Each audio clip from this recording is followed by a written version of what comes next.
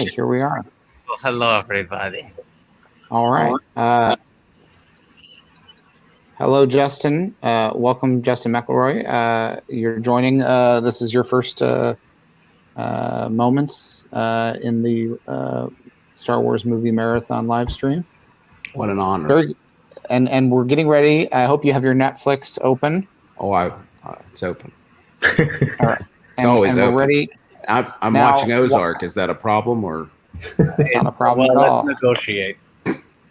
Talk me. My opening offer is Ozark. Your opening offer is Solo. Let's meet somewhere in the middle. Now we have a difficult decision to make right off the bat, Justin, and you might be an important thumb on the scales. We cannot decide whether to watch Solo, a Star Wars story, or another film listed on Netflix, Solo, a Star Wars story, parentheses, Spanish version. Can you watch the Spanish version with English subtitles? I am all but certain that is an option. If that's an option, I think that's the way to go, because I'd love to hear the performances. We should do it, George. Let's do it. It's a whole other layer. Okay. They have different posters. Yeah. Well, hold on, I'm going to see. I think I know why. All right, you guys let me know when you're ready, and I'll sync. Hold on, I just want to check and see if the what my subtitle options are in this. On the Spanish. I think we know what's going on, don't we? Yeah, we got it. Good. Okay. Yeah. All right, you ready? Yeah. I'm ready. 1, 2, 3. All right.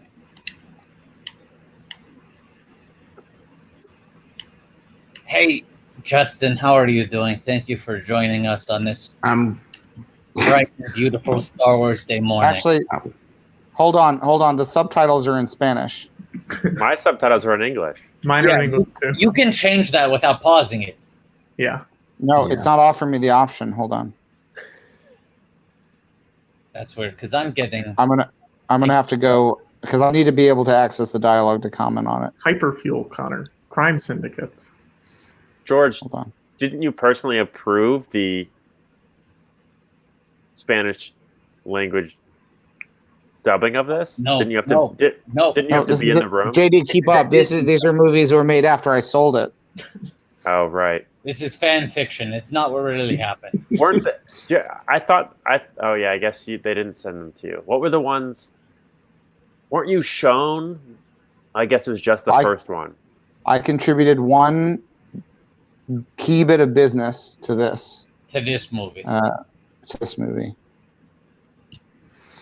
Right. Of the 5 Disney Star Wars films, this is the one in which he had the most influence by default. Right. Yeah. Justin, just to catch you up on what I've been sort of seeing for the past little bit here, I don't feel like George and Watto are doing great physically. Yeah. Mentally. I personally am really regretting the choice to stay up with you all and do this with you. I'm exhausted, and I haven't had to perform. Yes. To create art at the same time as I'm watching these films. Yes. Right. I just want to make sure that I'm synced up with you guys. Watto, what are you seeing on screen right now? Han Solo, that scoundrel, that rogue, is hiding behind some boxes in an alleyway. Right. And people are running into a blue tunnel. It's very dark, George. It's a dark movie. It's really dark. And they're talking about Lady Proxima. Oh, I love Lady Proxima. She's my favorite. Lady Proxima is a great character. Now, Lawrence Kasdan and his son John Kasdan, they wrote this movie, and Larry is, of course, he wrote Empire Strikes Back with Lee Brackett. He wrote Raiders and co-wrote Return of the Jedi. I produced his movie Body Heat. He's family, you know. So that there is that connection to this, and of course, my buddy Ron took over for this movie once Lord and Miller were let go for doing too much improv. If you guys were ever in a room that's as blue as that room is, wouldn't you just instinctively leave? Just say, I shouldn't be here. This is No. extremely blue. You're I should go. talking to Watto. I would feel at home. Finally, I would feel. It would be like Halloween for in all the shows with monsters in them. It's like, this is the one day where I can just walk about and be myself. I gotta say, much like George, it's now only giving me subtitles in Spanish, so I'm going to go to the English version of Solo and then catch up. All right. It looks like Han Solo's gotten himself into some trouble. Oh, good. That's how you can sync up, Griffin. Han Solo's gotten himself in some trouble. Okay. I know where we are. Yeah. We're at like 3 minutes 41 seconds. Yeah, I got that. Yeah. And they're going to go see Lady Proxima. And I got to say, even though this is not a movie that I had much to do with, I think that Lady Proxima is a good bit of business. Because what are you expecting, JD? Have you seen this movie? I haven't. What do you expect Lady Proxima will be like? Lady Proxima, I imagine some sort of like old, like a lady that has like some sort of head covering on. Well, look at her. Look at her now. Look at Lady Proxima. She is a fancy old worm lady. Yeah. She's a Voiced fancy by old worm Linda lady. Hunt. She lives under the water and she comes out when she wants to read you the riot act. She's Right. voiced by Academy Award winner Linda Hunt. I think you guys have just gotten a second wind, if I'm being honest. Absolutely. It's I the mean, blue. this- It's the blue light. Yeah. It's the blue light. I'm getting like a little revved up here. I'm feeling Ooh. Watto's in the zone, baby. Han Solo's in trouble with Lady Proxima, and I'm loving every minute of it. Sure. Because this is before Han Solo becomes the man that we come to know. He's more innocent here. Yes. I think it's easier to watch this movie than maybe the last one you were watching also. Why? Why do you think? I just Because the last one was so deeply tragic. Because yeah. now we're in a lighter period. Yes, that's why. Because no matter how blue they make the images, no one will be as blue as Queen Amidala when she was so sad that she died. She lost the will to live. Oh my God! It's time to tweet about Disney Plus releasing all 39 episodes of Star Wars Detours on Disney Plus. Disney owns a fully animated George Lucas produced TV show called Star Wars Detours. There are 39 episodes so every 39th minute on the hour for our 30-hour marathon, we ask people to please tweet at Disney Plus and ask them to please release all 39 episodes of the very silly, very fun and funny animated Star Wars comedy show, Star Wars Detours. It's a lighter side of Star Wars. Yes. And use the hashtag May Detours be with you. Now, I really George, think we can have this done by midnight. All they have to do is press one button to release the episodes. One button. Click. now, George, Easy as turning on a light switch.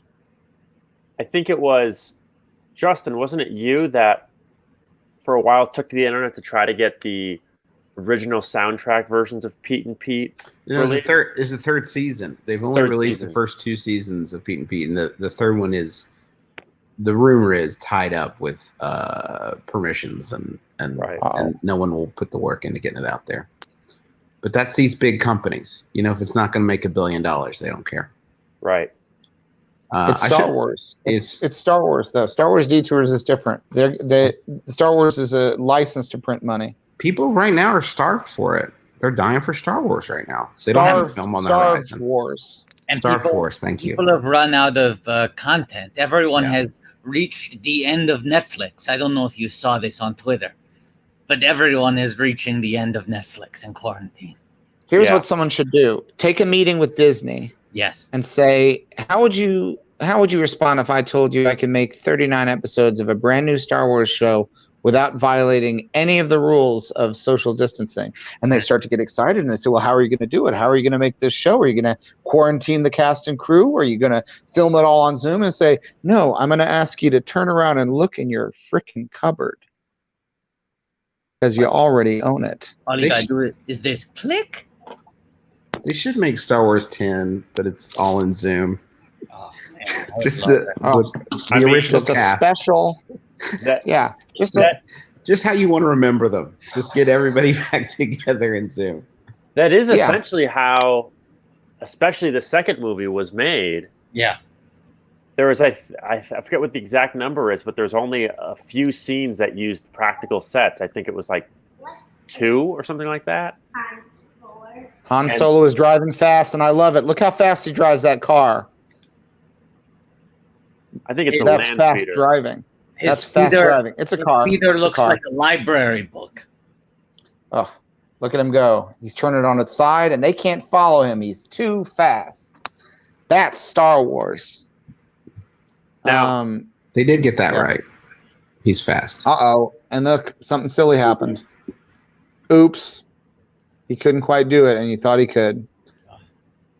Here's the other thing: is Justin's also an expert on Star Wars detours because Justin is a professional voice actor for feature animated films.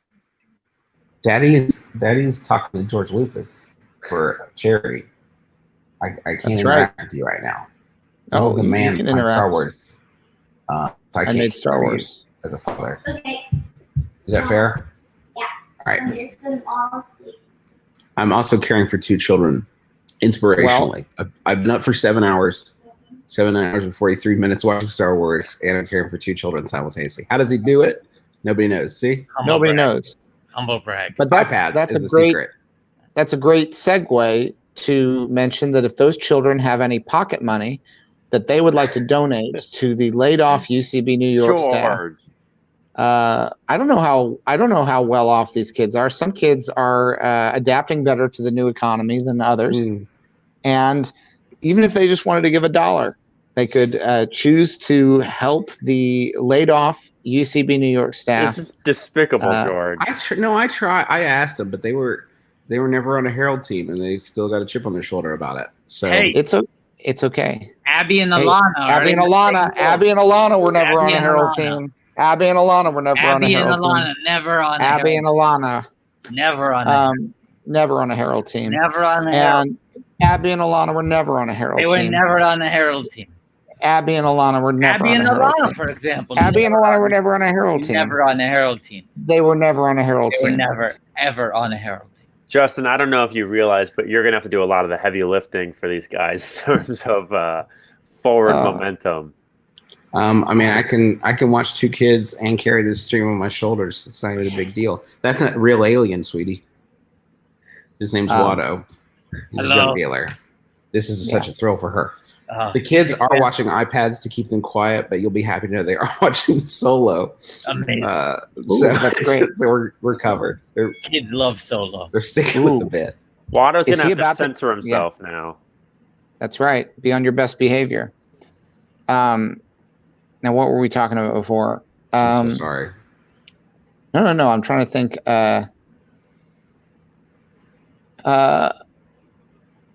A lot of rough stuff's happening. Han Solo and his girl have been separated, and there's stormtroopers everywhere. One And could say that he is now Solo. he definitely is There we Solo go. now. I think I should And- probably hand over Guestum to Justin here, and I might go catch some shut eye. Have you been to Sleep sleep, a JD? little What about you? Yeah, I have absolutely been to sleep. Okay, good. Wow. I was asked. Look at to, those doggies. Do you like those doggies, JD? Do you see those doggies? Why are you asking me this, George? Look at those space dogs. I think, George. I feel like you're nervous that if I leave, this is gonna just descend into you and Watto in a spiral here. I'm Absolutely right not. here. Shit, Right. JD, that's some Yeah, cold come on. shit. Right, but That's pretty I feel cool. like George. I feel like George has lots of close friendship with you. JD, And you're so- as cold. You're as cold as Hoth, and that's a planet made of ice. No, You know what? You know what else? JD is JD? what?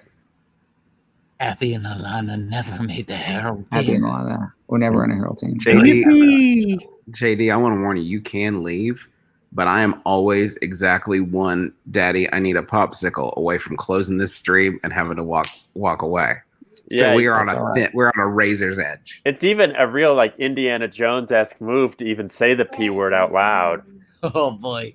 They instantly just started talking. No, I misspoke. I misspoke.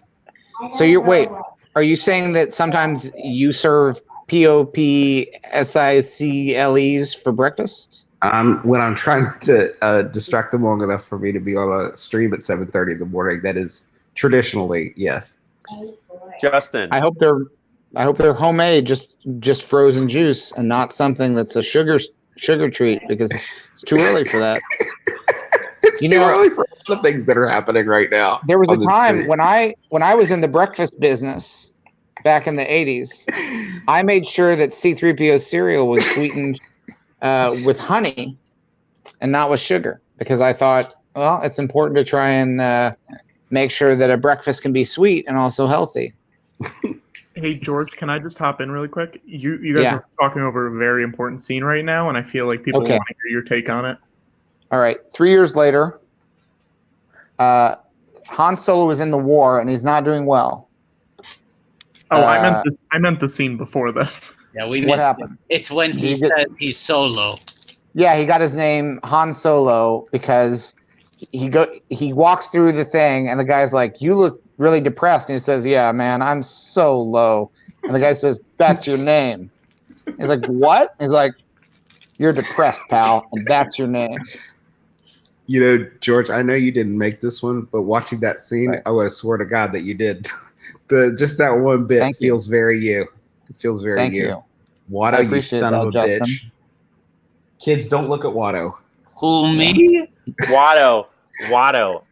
I've been around you long enough, Watto, to know that your stomach is truly balanced on a razor's edge. I don't think this is a good move for you personally. I know this is not gonna. That amount of sugar and ice going into your stomach at 7:30 a.m. ain't gonna end up well. Hey, please, come on! It's 7:49 a.m. Yeah, they've made it a lot further than 7:30. I have the volume on this movie really low. Do you want to know how low it is? How low? It's so low I can't hear. Hey. Because do you remember Solo? Because remember from earlier a few minutes ago? I got it. It's funny, Justin. Rings a bell. I'm sorry. I'm a little surprised. Can you refresh me? I thought so. Oh, go ahead. No, I'm not going to refresh. I thought that his name came from when God was making humans. Yes. He had them all in a line. Yes. And he said, okay, this is soul A, this is soul B. And then he's going down the line. He went, this is soul L, this is soul M, this is soul N.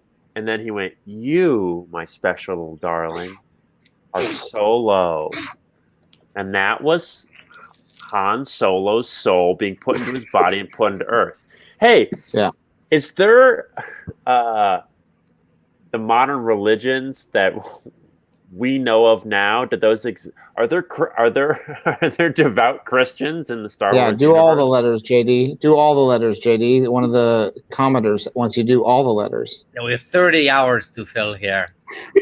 Give us all the soul letters. Give us every one, JD. I'll put the words of Kylo Ren into your mouth. You will finish what you started. I'm not going to do that. I will put the word of Emperor Palpatine in my mouth. Soul Q, Soul R, Soul S, Soul T. This isn't entertainment for anyone. Soul V, Soul W, Soul X, Soul Y, Soul Z, Soul 1, Soul 2, Soul 3, Soul 4, and then we go into the punctuation. And now, Justin, this is not related to this stream at all. But let's say you were going to have a sort of like a cheap string animal mask on your face for dozens of hours. At what point do you think the line where the plastic hit your face would start irritating and maybe start to just bleed. I think I would need to create some in fiction at some point, some sort of in fiction surgery or some sort of disaster. Look, I just want to say the scenario that you are presenting is so wild. It's so incomprehensible. I cannot even imagine how I would function hypothetically placed in that position. But that having been said, were one to wear a mask on their face for 30 hours, it could be interpreted as a tribute to the frontline workers in the healthcare system who are forced to wear the same mask. That person would be the true hero. Some could say that in fact it was the most heroic act of all.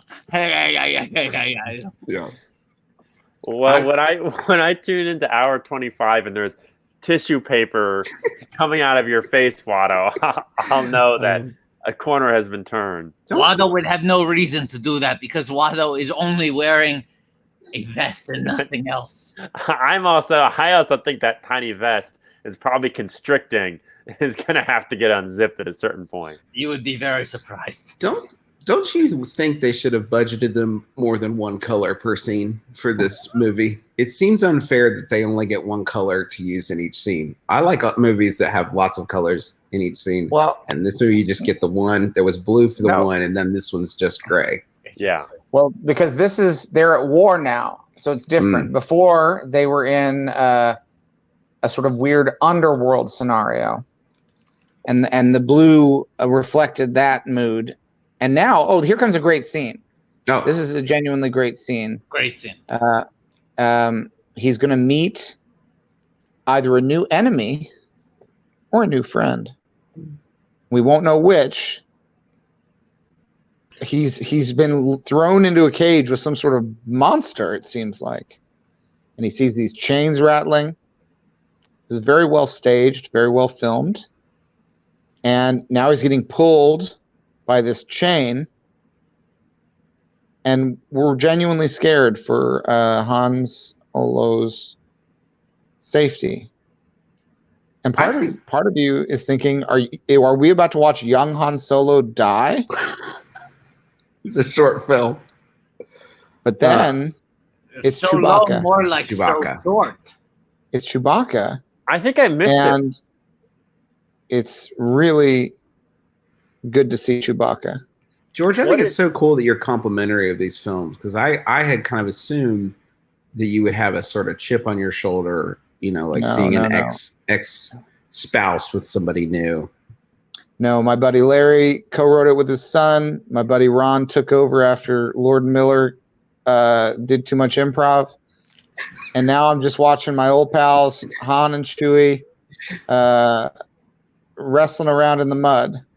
It's weird that improv is both the beneficiary and the antagonist of this stream. I know, right? Well, no, but in a way, I mean, we only have to raise money for UCB employees because they did too much improv. That was their downfall. That's true. They did too much improv.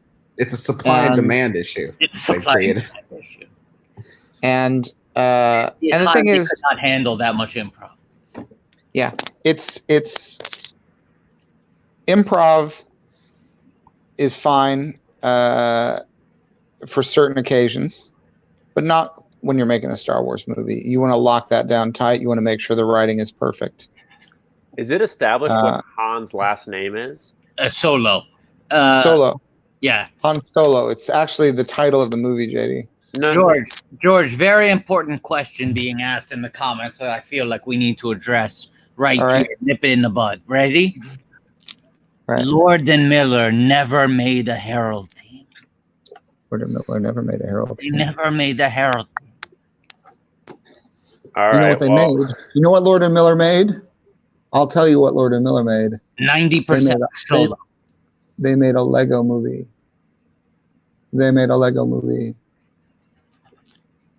Lord and Miller made a Lego movie, but they never made a Herald team. Lord and Miller made 2 Jump Streets, but they that's the thing. Made the Herald team. Ron Howard came in and took over this film, and Ron is, he is part of the Lucasfilm family. He's directed Willow. He starred in American Graffiti. He's part of this lineage of this history of film. He was texting earlier tonight. I don't know for certain. But I've been told that the Lord and Miller version of Solo started with a sound and movement opening, and then went straight into first beats, second beats, group game in between, another group game, then third beats. And third beats were all it was Connection Island. I have to leave. The movie ended, and they were begging for a blackout. Can I just say something real quick, JD, before you go? Yeah. Absolutely. The scene is well shot. Oh, that's good. But Muddy Chewbacca is fucking disgusting. I never want to see it again. I didn't want to see it before, and now I wish I could never. No one needed to see this character muddy. There's lots of characters I'd love to see muddy. His fur is all matted. It's terrible. And that little guy looks like Babu Frick. It makes him look like a person in a suit with stringy hair glued to his body. It's terrible. Yeah. Well, it's getting all matted, which is not comfortable for him. But did Chewbacca talk to you before he did this, by the way? Did he check in with you and make sure there would be no weirdness about participating in? Justin, I'm not a child. I don't think Chewbacca's real. Did Chewbacca talk to you? My fucking kids are right there, George. Oh, you're whatting kids? You're whatting kids, Justin? I don't care about profanity, but they believe in Chewbacca. Well, he's a man in a suit, just like what he looks like there. Every year, they're sobbing. Every year in Life Day, Justin promises his children that Chewbacca is going to come and deliver them great gifts. If they're wicked, Muddy Chewbacca visits. Right. I will say there is something that is off-putting about, even though normally he's only wearing the bandolier, without it, it becomes so obvious that he's a fully naked creature, a naked man with no clear genitalia, which something about that is just slightly off-putting. I will say the one criticism I have of this is it looks real. And I don't like that. Yeah, it doesn't. I get the feeling that there's actual wind blowing them here. And you can create that. That's a very easy filter to put on any image digitally. Unnecessary, yes. Yeah. We know how to make that in the parking lot of the office building. Just throw up some green screen, get a half a dozen staff members to walk around in robes, and you got yourself a movie. Does it bother you process-wise that these two actors were probably in the room together doing this scene? It's unnecessary, and now it's frankly irresponsible. So they should have known back then. They should have known. They should have seen this coming. I've made this point before, but my proposal for the episode 7, 8, 9 was about microbiology and about tiny invisible forces known as the wills that control every living creature in society. And I can't help but think that if Disney had agreed to make those stories, that maybe we wouldn't be in the situation we are now, where we are literally controlled by forces that are so tiny that we can't see them. Tatooine would probably be the best planet for the virus because the temperature is so high and there's a lot of distancing between people. Yeah, that'd be pretty good. But I hate sand; it gets everywhere. Yeah, that's a good point. Okay, now I'm gonna leave.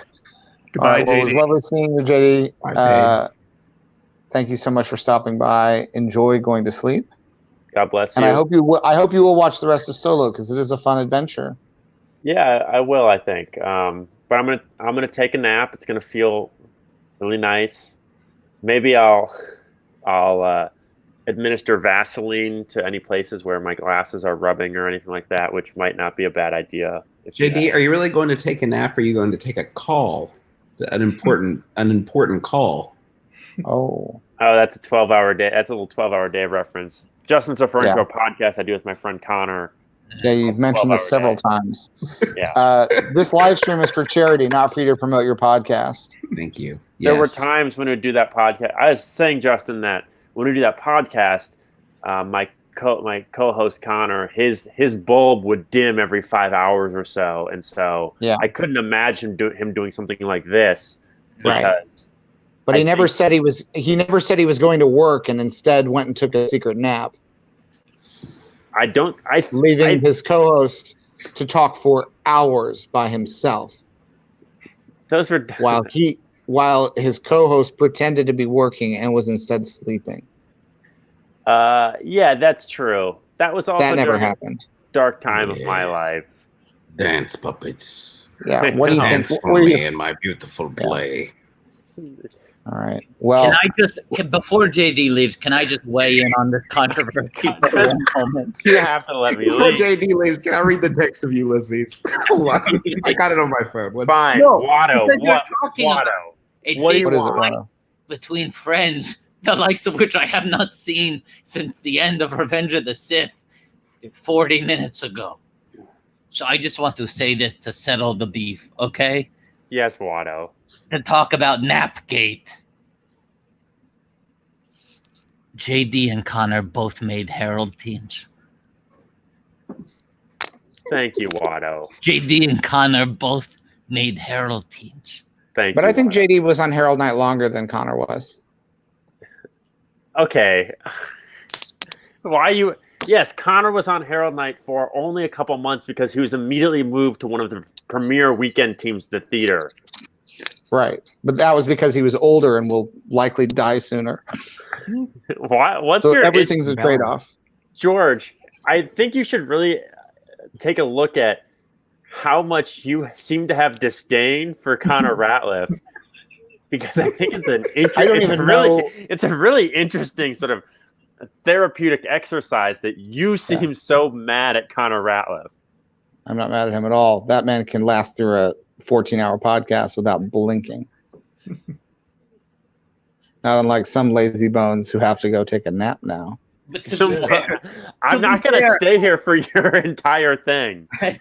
Your entire thing, George. The only reason that Connor Ratliff can last 14 hours without blinking because he has dead eyes. I don't want to plug any podcasts here. Yeah, I will say the last time I was on a George Lucas talk show, I got in trouble because I was supposed to do a 15-minute performance of the movie Labyrinth, and it ended up being more like a half an hour long. Actually, I think it was more like 40 minutes. All right, well, maybe we'll need you to come back and do that later. Yeah, that sounds good.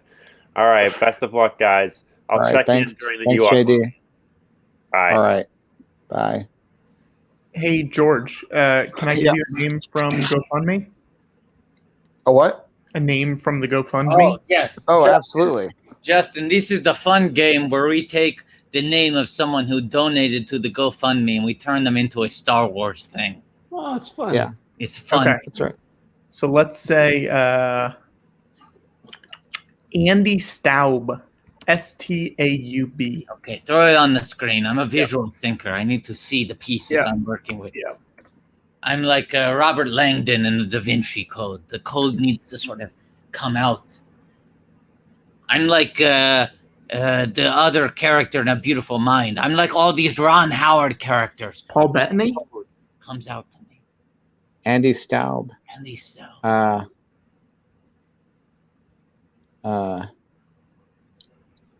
Well, I think right away you replace the Y with an O, right? Yeah. Yeah. Ando. Yeah, and I would change it to I take that ST and put it in front of Andy, and so it's Stando, and put the B in front of the AU, so it's Bao Stando. Yes. And Bao Stando is I'm gonna say Bao Stando.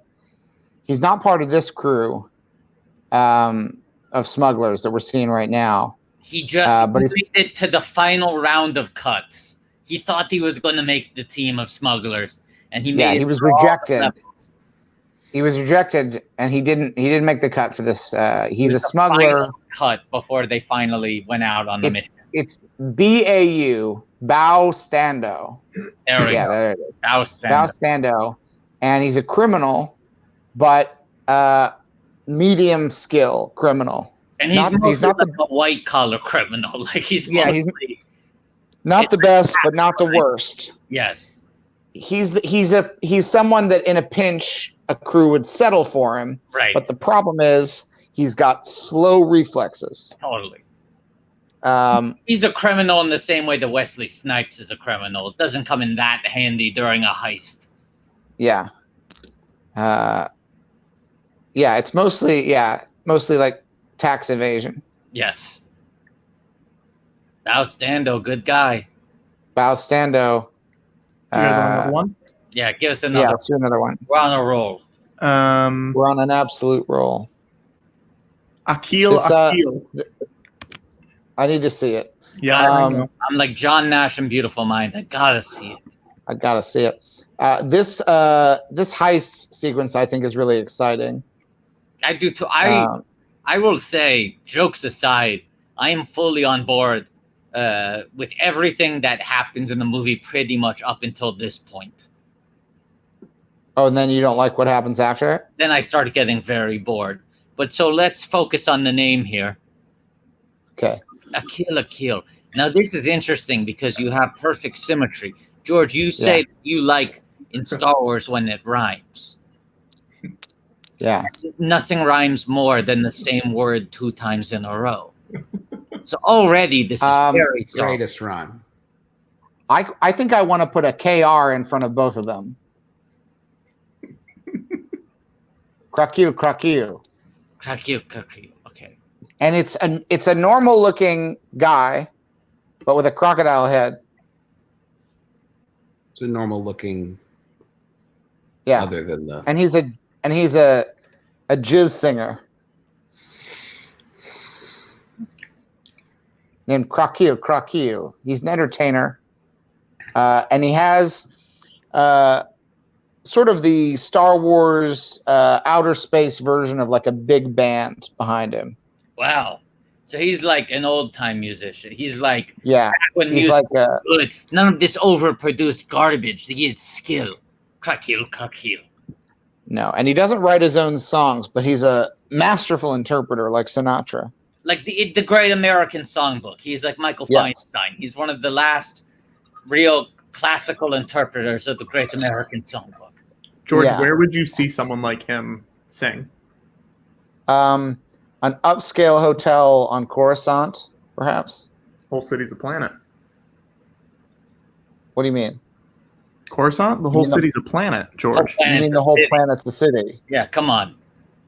And you're the guy who got 30 minutes of sleep over here. That's pretty embarrassing. No, I think you could say Rip Van Winkle. You could say either way. Whole city's a planet. Whole city's a planet. Whole city's a planet. The city takes place over the whole planet. What am I looking at? Am I looking at a grizzly bear over here? Because someone was hibernating for a full 30 minutes. That's over us. That's no planet. That's no planet. That's a city. Oh no. The whole city's a planet. So guys, I don't know. So you think there's no hotels because the whole city's a planet? What? I said that he would play an upscale hotel on Coruscant, and you said the whole city's a planet. He's performing at like the W Hotel. Okay, Mr. Elephant. The whole planet. You said it as if that was somehow going to change my answer. No, I noticed he had just recycled someone saying the same thing you did from the chat. Exhibit A. You know what? It bears. I'm sorry. I didn't mean to get messy on Maine, but I think desperate times call for desperate measures. And George, you and I need to make a very important clarification to our audience right now. Right. Patrick Cotner was never on the Herald team. Never. never had aspirations to. So I think there's a difference there. Well, is it better to have loved than lost? Careful not to choke on your aspirations. Oh, Come on, guys. Come on. Have you guys been looking at the May Detours Be With You hashtag? I have. No, I've been focused on watching these movies. I think a lot of people have been using it accidentally, or they've been clicking on the hashtag when they mean to do May the Force Be With You. Yes. Right. So there's a lot of tweets that do not have to do with us, which is great. It's great. And I'm starting to see, well, we talked about this while you were sleeping. Yeah, sure. But this stream sometimes feels like a Sandra Bullock rom-com because the most important things happen while you were sleeping. Oh, I thought it was going to be all about Steve. No, well, no. Which is usually what George talks about, all about Steve. We're like, George, talk about someone else. No, I was going to say, it seems like some algorithms have also picked up Yeah. Tours Be With You. Some droids are picking it up. Wait, what would that comment just say? They're still talking about the city's a planet. I log in Whole for city's a planet. Who is this David L. Sims? What rag? What kind of fake news peddler is this? And yeah, of course, Dave Sims is drawn to the whole city's a planet because he's the head of a city. Sim City? That's right. And it's fake city. Sim City. Fake news, fake city. Fake news, fake city.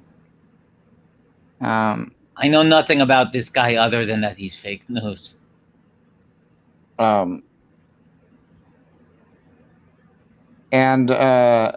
right now, Woody Harrelson is talking to Han Solo and Chewbacca, and it's snowy out. And part of the crew got killed, so things have gotten very real. Now, this is the part where you check out? This is when, yes, after the deaths of Rio Durant and Val, whatever Val's last name is, played by Tandy Newton, I start to get a little less interested in this movie. But we're going to meet Lando soon. Well, in about 40 minutes. It takes a while. Does it? In the context of what you guys are doing, it's soon. That's very true. That's a fact. I mean, I will be meeting Lando far sooner than I will be getting any sleep. By almost 24 full hours. You can't think of it that way. You're just eating the whole elephant. You just take it one chunk at a time. I have no other choice. There's no other way to think of it. George, are there any other Cheers cast members that you would want in a Star Wars movie? I guess this question's for everybody. Great question. We've only had two in the Star Wars saga so far. John Ratzenberger, Woody Harrelson, right? Yeah. Well, it would have been nice to have all of them. Yeah. There's still time. Coach, not for Not Coach. for Coach. Not for Coach. Not for Coach. Don't say Not that. for Coach, you very heartless. sensitive. Coach You're right. Although I wouldn't mind personally. Who? I wouldn't mind if we Rogue One to Coach into a Star Wars. Give him the old Grand Moff Tarkin treatment. I would be very much in favor of that.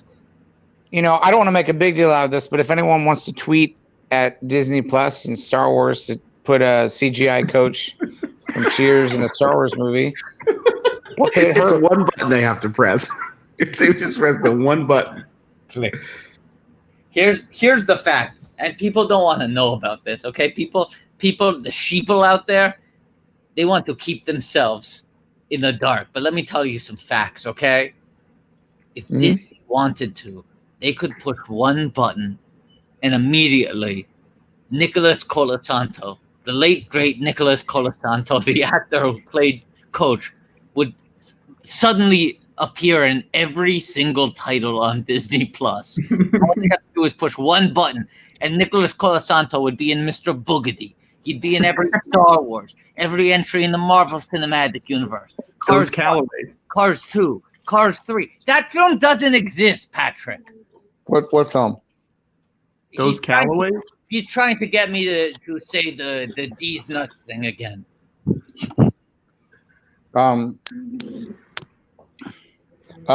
No, Ted Danson would be great in a Star Wars movie. Yes. Kirstie Alley, Shelley Long. Could you just put hologram Ted Danson in one of them? No question. We could do that. It would be very easy. Hey, good morning, Sid. We don't have the rights to do it. I'm talking to George Lucas. The guy made Star Wars.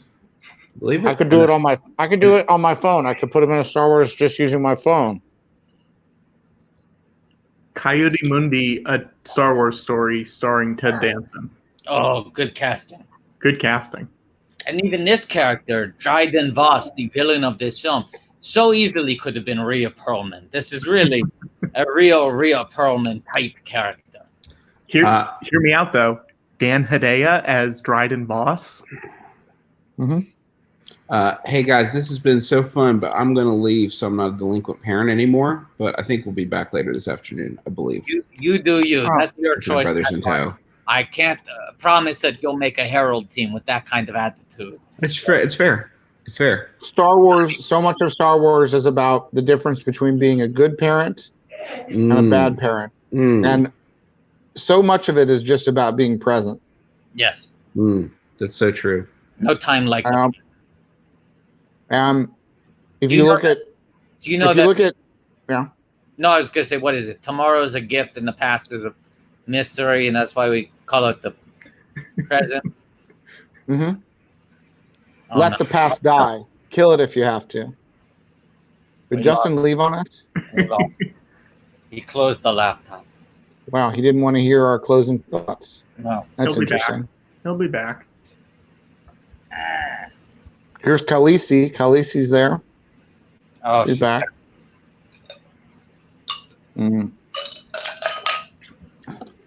George, did you like Game of Thrones? I know you worked on it a little bit. Yeah, I helped direct a little bit of the final season. You didn't answer my question. Yeah, I like it. Okay. It's fantasy, and it's a lot of familiar territory, and it's epic storytelling. Elegantly using digital effects. I think it's they go a little overboard on the location shooting, but that's fine. You could film it all in the parking lot if you. That's what you understand is, they film all over the world. They have multiple crews working at all over the place. When you could just throw up some green screens in the parking lot, film it all there. Get the office staff to put on cloaks, walk around in a circle, and you got yourself a epic fantasy without even going down the street. Someone asked if that was your coffee cup. Where? In Game of Thrones. No. Okay. If it was, I would have digitally erased it. No, but the scenes I was directing were outside scenes. That must have been a real slap in the face that not only would they not let you shoot on a green screen, but they made you shoot exteriors. Yeah, that's not nice. I don't mind exteriors. I don't mind shooting exteriors if it's a matter of throwing up a couple of green screens and going out into the parking lot. I'll do that any day of the week. Right. You still want those screens, though. I want those green screens. I want them up. Yeah. I want to film, and I want to make it look like I'm filming someplace else. Yeah. That's what I want. Yeah. I wonder, now I don't know because I'm not involved in the day-to-day anymore, but I do wonder if the Woody from this movie will ever meet Woody from Toy Story. I mean, it all exists in the Disney universe now. It's all part of the shared universe, right? Yeah, ever since they added that little Rio, the little Pixar lamp as the Dio, what's his face, in Rise of Skywalker. Oh, I never thought about that. Yes, that is the same actor, of course. I think that's the same actor. The Pixar lamp. Luxo Jr. and Yeah. the droid are both the same. If it's not the same actor, I'm sure that they're related. It must be his brother or something. It must Could be be like father and son. Kevin Dillon situation. Yeah, could be a grandfather where you have Luxo and Luxo Jr. and then they're like, Luxo, have you met your grandfather? This is my father. Yeah. It has to be related. Yeah. This film does have a fairly muted color palette. I like it. I do too. But now that it's been pointed out, it's not helping me stay awake. No, it's a little sleepy. Now, it may be that once Lando shows up, that's going to bring a little pop of color. Well, that's only about 30 minutes away. That can't be true. I think it's less. I think it's much less. Let's see. It definitely. Because we're already how many minutes in? We're 48 minutes in. Ooh. I bet it's 15 minutes away. My guess, you're probably right. Guess, 25 minutes. 25 minutes? Now, George, was this scene exciting for you? Because there's so many little nods back to old things. There's the blue skull from the Han Solo books in the 80s.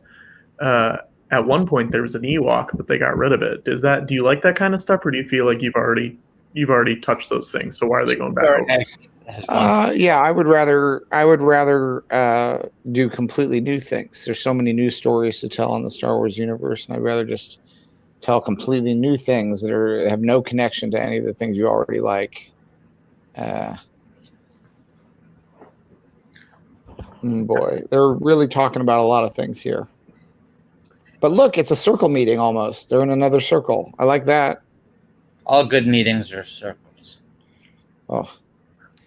I would have made it clearer that it was a circle, because this could also be a square. You gotta, when you're staging a meeting scene in a motion picture, one of the things you want to make sure is there's a nice, elegant curve to the meeting. You want to make sure that the people who are in the meeting, that we can see enough of the circle to intuit that the rest of it is a complete functional circle. And the way this is shot, it's there it is. See, now there you see those curves at the side. Yeah. Indicate that it's a circular meeting, but it's a very quick wide shot. Most of that was in medium shots, 2 shots. But look at that circle. Look at that curve. And that curve, it's really two half circles that are coming in, and it's just enough that you can assume that it connects because of the trajectory. And that's basic filmmaking. That's powerful stuff. Because you see that circle and the way it's broken, it'll communicate to you that there's no trust in this group because the circle does not connect. George, I have a new call to arms. 4 hours ago, and I apologize for only noticing this now. I was busy doing a live stream. Yeah. 4 hours ago, John Boyega tweeted, "Happy Star Wars Day. May the 4th be with you. How are you celebrating?" Okay. Everyone on this live stream has to tell him how they're celebrating with the link to this live stream. That's great. Everybody. You've gotta. Oh, Boyega, you've gotta do it. You just gotta do it. Tweet it. Gotta tweet at Boyega and tell them how you're celebrating. How you're celebrating. You gotta tell them how you're celebrating. You gotta tell them how you're celebrating, kid. Send him the links. Send him the links. And let him know that if he wants to, we're happy to chat with him. We are happy to chat. Happy chatters are we. Hey, George and Watto, I think we're going to have another guest. Oh. Ooh. An unannounced guest. What? An unannounced guest. Friend of John the show. Boyega so quickly. Mere John seconds Boyega. after we mentioned his name. Boyega? It's not John Boyega. Boyega. I'm just giving you a heads up that someone might pop Cena? in a second. Oh, boy. John Cena. Oh, boy, Boyega. Oh, Boyega. Oh, Chef Boyardega. It's a beautiful, bouncing Boyega. I want to know who this guest might be. I don't know when they'll come in when they get here. Okay, fair enough. Okay, but now so you have us on let the us know. It's a friend of the show. A friend of the show. friend of the show. Do you guys want another name? Yes, give us another What do you name. mean? We need something. Christian Harris. Well, throw it up I need there. to see it. Jersey Dave's going to put it up there. I'm a for us. visual thinker, like Michael Keaton's character in the paper. We need Sure. to written out in order to. Oh, directed by the great Ron Howard. Hey, Watto, Christian look who we're at Harris. already. Look who we're at already. Less than 4 minutes. wow. You know Yeah. what? Less I than was 4 really minutes. wasted by this petard, was I not?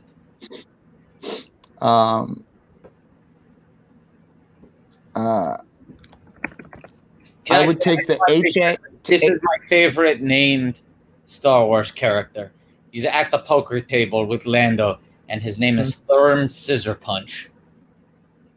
That's a good name. He's a good guy.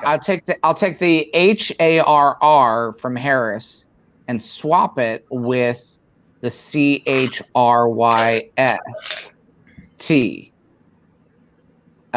So it'll be Harrian Christus.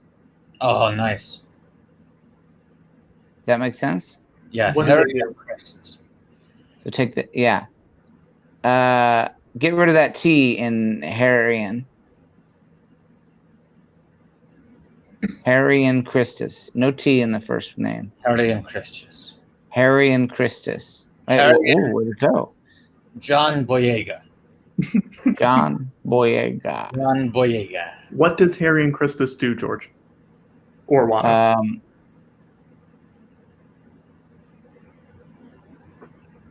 They are a mystic. They, They are a mystic. the Harry and Christus. Yes. Have you heard of the Harry and Christus? They are part of a mystical sect of soothsayers. Oh, All right, guys, we got a No, no, guess. hold on. Jordan Oh, D. White, God. Marvel comic editor Jordan White. Oh, Jordan, Well, White. hello. How are you? Hey, how's it going? Good to see you. It's going very well. It's Good to nice see to you. see you, Jordan. And good to see you again, George. Nice to meet you, Watto. You were not there the time I was on the show. I was not there. And what a miss it was for me. What a great loss it was. I'm glad we can make it up now. Have you got any sleep? Oh, of course. I slept all night. Sorry. That's all right. Sounds great. What were you about to say? Sorry. I was going to say it was 2 years ago today that I was on the show. Wow. Happy anniversary. Thank you. Thank you very much. It's So good you to be were- back. You were on a May 4th show. You celebrated May the 4th. I did, and it was a blast. I'm happy to be back for another May 4th. And you guys are watching Solo. I love Solo. I think love it too. It's a great movie. I think it's a fun time. I think everybody does a fine job, and I think it's a rollicking good adventure. I actually just rewatched it over the last 5 days with my 2-year-old, a half hour at a time, and he loves it. He Right. loved it. I mean, first of all, I never say no to a prequel. I love it. I love to hear if someone tells me a story. My next question is always, yeah, but what happened before that? All right. Well, can I get into it with you, like real Yeah, story for real. stuff with you? Real story stuff. Yeah, Okay. absolutely. This is a thing that occurred to me relatively recently, and I can't get it out of my head since then. All right. Empire Strikes Back. That's right. For anybody who's watching the movies for the first time along with you, they should think plug their almost ears everyone. because I'm about to spoil it. I have to Yeah. imagine that everyone is just watching these for the first time in this context. Yeah. The moment where Vader reveals that he's Luke's father Yes. is like maybe the most famous movie surprise reveal of all time. Maybe. Yeah, maybe. But then by making the prequels, it seems like you worked really hard to get rid of that surprise. No, I think it's still a surprise. How? Well, because it's just surprising that he says it. Right. You know what I mean? Like it's He went still. there. Yeah. I think I never really an accident that it was ever a surprise. I always really, really wanted people to know. Oh. And the thing is, you know what? You've ever thrown a surprise party for a friend? Yeah. You don't surprise everybody at the party. That's chaos. You just need to surprise the one person, the birthday boy. Luke is the birthday boy. Okay. He's the only one who should be having the surprise. We don't need to have the surprise. It's not our party. So it's like his party. When people post those like videos of like their kid going like, "Oh my God, what?" You're like, why didn't you tell him? Tell them. I feel sorry that I released those rough cuts of the movie decades before they had their proper world premiere on Disney Plus last year. Because I'll tell you, my son, again, Star Wars is one of my son's favorite things in the world. It's Star Wars and Sesame Street are pretty much tied because we watch a half hour of Sesame Street and a half hour of Star Wars every day. Hey, Jordan, you're welcome.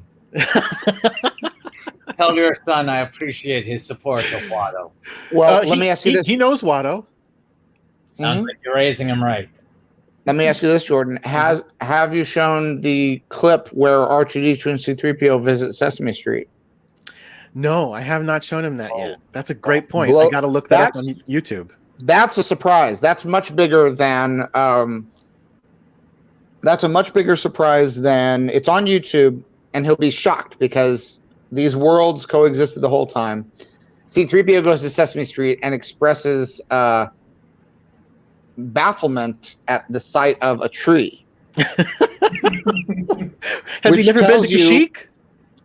Well, what it tells you is it places Sesame Street, it throws the whole timeline into confusion. Now, maybe it is the mind wipe that, because every now and then C-3PO has his mind erased. So he may be in the process of rebooting a lot of very basic information. I think that's probably the most logical explanation for it. Otherwise, Sesame Street takes place before Return of the Jedi. Because he sees lots of trees there. Right, definitely before Return of the Jedi. Are any of the other characters in it besides those two? No, but those are really the characters that you follow through the saga. So, for sure. Yeah, that's my honestly. Can I tell you? I'm sorry to say this. I'm sorry to criticize your own work in front of you, but my biggest problem with the prequels is not enough C-3PO. We showed you all of C-3PO, my friend. Well, physically, all of C-3PO. Yeah. Well, that's a lot. I wanted more of his character. More meat. I showed you his body with all the gold stripped away. Yeah. That's fair. Yeah. Jordan, I have a question for you. So please. You used to edit much of the Star Wars line of comics for Marvel. I did for a few years, yeah. And now you're more on the X-Men tip. The X-Men grip, as it were, right? So now that the Star Wars is out of your purview and you can speak openly. Sure, of course, easily. Yeah. What is the Star Wars comic you most wanted to see that you could never get public? You know, like I'm saying, it's not like what just a specific thing that was pitched to you. But I'm saying if there's any corner of the galaxy, any hole in the timeline, any specific character, what's your dream Star Wars comic?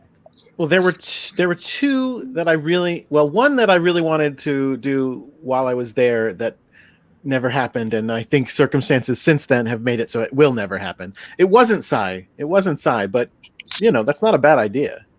Good idea. It wasn't Max. Now, does he have legs there or no?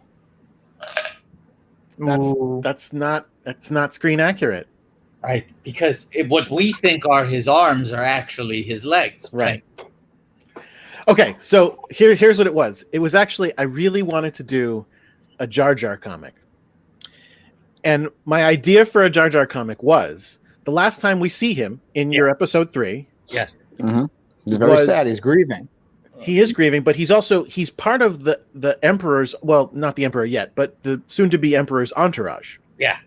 And so my thought was, for Jar Jar, let's do a Jar Jar comic set after episode 3, where we find out what happens to him. And basically, he's part of the Empire, and the Emperor puts him in charge of doing terrible, evil things, but he's Jar Jar, so he screws them up and accidentally is helping the good guys. Wow. Classic Jar Jar. I love that. I thought it would have been exactly the way Jar Jar fits. Yeah. Jordan, are you familiar now? I believe it's a legend, but are you familiar with the Tony Millionaire George R. Binks comic? Yes. That was very fun. I love that one. It's a controversial take, but I think it's a good one. Oh, controversial whether to make it actual canon. Yeah, I mean, there are people who think it's not canon, and it's so hard to tell, because I have no say in it anymore. Have you read the Shakespeare Star Wars books? Yeah. Do you like their take on? Do you know their take on Jar Jar? Yeah, I think it's fun. Their take on Jar Jar is that they play him as a Shakespeare character who is just pretending to be dumb. Yes, he's the fool. He's in Lear. It's which is, I think that's he's orchestrating everything. He's a bit. I don't think that's so terribly different than how he is in Phantom Menace. He's much sharper than he lets on. Okay, all right. He becomes a senator, for heaven's sake. I remember there was a podcast I listened to called Star Wars Minute that talks a lot about lots of different, every aspect of Star Wars, a minute at a time, 1 minute of the film at a time. And when they were talking about the Jar Jar films, they were talking, can we call them the Jar Jar films? Is that all right? I refer to them as the Gungan trilogy. Yes. Right. One of the main things we're doing here across 30 hours is redelineating the trilogies within the larger Star Wars live action canon. So episode 1, episode 2, episode 3, that's the Gungan trilogy. Okay. So in the Gungan trilogy, they were talking about how there were originally versions of the script where, as a senator, he speaks differently. I forget what they called it, but he speaks the way all the other characters speak, because that's his professional speech. And then when he sees Annie, he starts talking like a Gungan again. Yes. Okay. Yeah. And I thought that was really interesting. I do too. I think that's interesting. Yeah. I really like that idea. I wish that had happened, because I think there's a lot more Jar Jar stories to be told. I mean, we told the 3 that we had as well as we could. But I would have loved to. I love that guy. I would have loved to spend a lot more time with that character. Great actor. Jar Jar Binks, great actor. People really never got to see his full range. That's true. Wait, so you said you had 2. What's the second one? Yeah, what's the second one? Well, the second one was one that actually came to me after I stopped working on the Star Wars books, and basically I was thinking about. Well, again, you'll forgive me for saying that it's a thing that I think is kind of an. Oh, Jordan, we have to pause you for one moment here. Oh, okay. Oh, here's the scene. This is the scene that on the 49th minute, we have to commemorate something big and do a call to arms. Right. Also, this is the moment that I contributed, I believe, coming up to Solo. Oh. So it's coinciding with both of these things, because there's a point where he is looking at Lando's robes, and they were going to have him hang the robe back up, and I said Han wouldn't do that. He'd let the robe just drop. He doesn't care about Lando's robes. So that's a little bit of George Lucas writing in a Star Wars movie. Yeah. That's great. I know what Han would do and wouldn't do, and he wouldn't hang those robes back up. Is there anything see if it's happening? Is there anything that he wouldn't do that made it into the film that you're like, oh, he shouldn't have done that? Oh, there it is. He just kind of flopped it on the floor. Yeah. He flopped it on the floor. Classic Han Solo. What a scoundrel. Okay, now for the 39th minute, we're telling fans, Star Wars fans who are, we're all trapped at home and we want more Star Wars content. Well, Disney owns 39 episodes of a fully animated, fully produced, completely finished Star Wars TV show that was executive produced by me, George Lucas. It's called Star Wars Detours. It is a hilarious animated Star Wars comedy show. Jokes and comedy, laughs. A fun time, just being silly and goofy. And they could release it today with the press of a button, like flipping a switch, but they won't unless we beg them to. So we're asking people to tweet at Disney Plus with the hashtag May Detours be with you, and please just beg them to release. You know, we're all just, we want more content, we want more laughs. It's a time for bringing a little bit of happiness into the world during a difficult moment. And let's say also, Andrea Streeter in the comments is suggesting that at the 39-minute mark, people also donate $3.90, the bit.ly/UCB staff, because we are, of course, trying to raise money for the laid off former employees of the UCB Theater. Mm-hmm. Yes, the people who need a little help, and if you can give a few dollars, that's great. And if you can't, then maybe share the link. It's free for you to share the link to the GoFundMe, and maybe someone else who can afford to will donate a little bit, and every little bit helps. And that's why we're doing this. You know, we don't have to watch all these Star Wars movies. I've seen them, but we're doing it. Well, you've already seen all of them? Yeah, I've seen all of these. Wow. But you know, I know what happens. I made most of these. I approved most of what happened, with the exception of a handful of more recent ones. And the holiday special. Yes, I did not approve of most of the holiday special. But I think if we can help a few people out, this endurance test will be worth it. And of course, you know, I'm 75 years old. I'm tired. I would love to go to sleep. But I also love watching Star Wars. So there's a part of me that just wants to stay up and never go to sleep again. I have to say, and Watto, I don't know if you'd be interested in this, but there's a part of me, and maybe this is a crazy idea, that when we get to 7 a.m. tomorrow morning, I want to do it all again. What do you say? Are you with me, Watto? No? Wow, that's a quick, you didn't even have to think about it. No. You might feel differently by the time you get to 7 a.m. tomorrow morning, and I say, buddy, nope. How would you like to just circle back?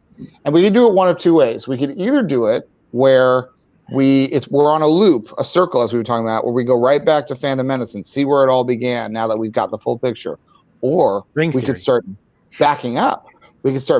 So we go all the way to Rise of Skywalker and then double back to Last Jedi, Force Awakens, and we do a reverse viewing where we sort of almost do a memento version of it, where we're going backward in time in chunks. It makes me wish that Disney Plus had a play the film in reverse function. Yeah. George, do you want my opinion on that pitch? Yes. Jordan, please tell us about the second Star Wars comic that you would. Okay. I'm actually like, part of me is like, I guess I can, because again, I'm not involved in Star Wars. I was going to say, like, what if they're doing something like this? But if they do, what if they are? What if they are? Jordan, no one from Marvel's watching this stream. It's totally fine. You don't need to worry about it. Right. But so everyone from DC is watching that. Aquaman, Booster Gold, Blue Beetle, Exorcist the Demon, all of them are watching this.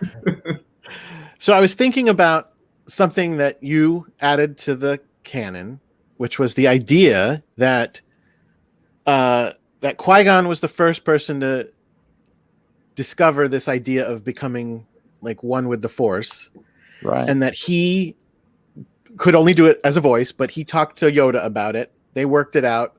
Yoda taught it to Obi-Wan, etc. And I was sitting there going, well, but how could that possibly have gotten to Anakin? How could Anakin have possibly done it?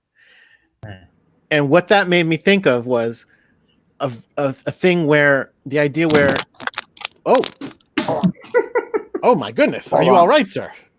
Yeah. A thing where what happens? a comic about post-death Obi-Wan haunting Darth Vader and trying to coax him back to the light side. Ooh. Okay, so when does this take place in the timeline? Just between between A New Hope and Jedi, anytime in there. It could be. Don't be nervous. I can't produce this anymore. So I know. I'm not going to reject it. So between which movies? Well, it would have to be between A New Hope and Jedi, but I guess probably better between Empire and Jedi. I like this, and I have a follow-up. I think it can continue. I think there's a really fun movie to be made that it takes place during the because I think for Force Ghosts we haven't really seen where they live. Like we don't know what life is like for Force Ghosts because we see Obi-Wan, he sort of pops in. Yeah, there's a life beyond the life that they live in the Star Wars adventures. Sure. They exist in moments beyond their brief appearances to the living, right? Yeah, of course. That's a fair assumption. So we want to find out, what does Obi-Wan do when he's not doing messages to Luke? Where does he go? Where are the Force Ghosts at? Do they have a place they live, or do they just float around? And I think it would be fun to see a story that takes place, because is time different for them? Maybe time is a different shape or a different size proportionally to them. I want to see a story that takes place between the death of Anakin Skywalker and his appearance at that Ewok party. Oh. And he figures out how to be a young Force ghost while poor old Obi-Wan is stuck being he's in the ghost body of a retiree. My headcanon for that was always that their Force ghost is kind of based on their internal self-image, and that was the last time he saw himself. Right. And whereas Obi-Wan has seen himself get old. I think it could. That's a great one. I think it could be that Anakin, he made some mistakes. He did some things wrong. But Obi-Wan left his friend to die in a molten pile of lava. Yeah. He was on fire and he just walked away.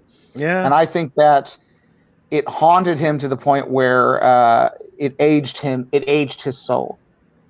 Can I offer my theory? Yeah. I think the Force Ghost is the age at which you lost your virginity. So for everyone else, their Force Ghost is them at the age when they died because they were Jedis. They were told they're not allowed to love. They died still holding on to that V card. But Anakin, of course, a little bit tricky, slips off to the side, makes some hanky-panky on the boo. He gets to be a younger ghost. That's my... So, is there a moment during episode 4, A New Hope, where Obi-Wan loses his virginity? Is there a moment? Because there are various moments where he sort of goes off by himself. Did he lose his virginity on the Death Star? Did he lose his virginity? Yeah, because there's a period where he goes to turn all those handles. Yeah. What I'm saying is, if you never lose your virginity, you're the age you were when you died. Oh, okay. But if you got that V card punched, that's your ghost age, baby. But I think that Obi-Wan lost his virginity at the age he was in A New Hope. Sure, that's a separate statement. Yes. Let me say two independent thoughts. One, if you die without losing your virginity, that is the age you are as a ghost. Number two, Obi-Wan has sex multiple times off screen in episode 4, A New Hope. I think every time he does it. At the beginning, it actually changes a lot of the story because I think he does it when he first appears and he's making that noise. He just lost his virginity. Sure, right. Fair. That's very sensible. And then later in life, you thought that would be a different sound. You went, you know what? This is more the just had sex sound, and you changed it. Right. That's right. Later in life, you go like this. And then, so Obi-Wan, this whole time, like maybe even whenever he finds Luke and R2, he's thinking like maybe we'll all have sex. Right. And So he's like, I'll bring him back to my house. And then he's kind of thinking about it. And then Don't he's be like, afraid. Don't be afraid. This stuff's amazing. I got to keep on getting. Them. I'll take it. And then he realizes, oh, this is my old best friend's kid. He's not comfortable with it. But then he's like, you know where we should go? Mos Eisley Spaceport. You'll never find a more wretched hive of scum and villainy. And he's just thinking about all the different ways that he could find to carry on with his new pastime. And so there's times when he goes off to negotiate where we don't see him, where he's kind of dealing with business in Mos Eisley. And then on the Death Star, I think, again, when he's off and he's pulling the levers, there's got to be some times where he's like finding somebody. So do you think before he meets with Luke and the droids, my question is human or alien? For Obi-Wan? For Obi-Wan? Would it be a human? Or do you ask the first time, the second time, the third time? And what we're saying is the first time. Because Tatooine has a pretty decent spectrum of different types of creature.